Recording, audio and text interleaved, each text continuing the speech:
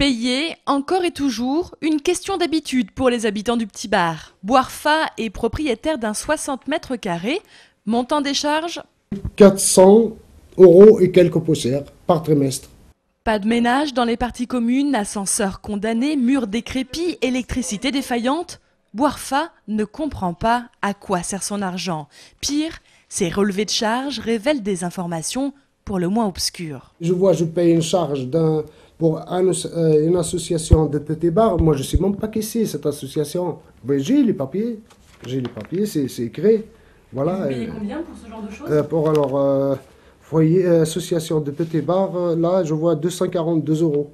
Les interrogations fusent, les rumeurs vont bon train. Au Petit Bar, on se souvient encore de la gestion trouble des précédents syndics qui ont abandonné les copropriétaires en 2002 avec plus de 2 millions d'euros de dettes. Quand on a des petits, quand on voit des enfants qui partent désespoir, parce que quand on voit tous les problèmes qu'il y a au Petit Bar, que ça les amène à aller vendre quelques barattes de shit, cela vous inquiétez pas qu'on ne les rate pas. On les retrouve 6 mois, 1 an, 2 ans, 6 ans en prison. Et quand il s'agit de syndics qui sont passés par là, qui ont détourné 50 millions de francs à l'époque, qui sont assez proches de certains politiciens. Et donc ceux-là, non. Joint par téléphone, l'administrateur judiciaire du site, lui, balaie d'un revers de la main les soupçons qui pèsent sur l'utilisation de l'argent des charges et rassure.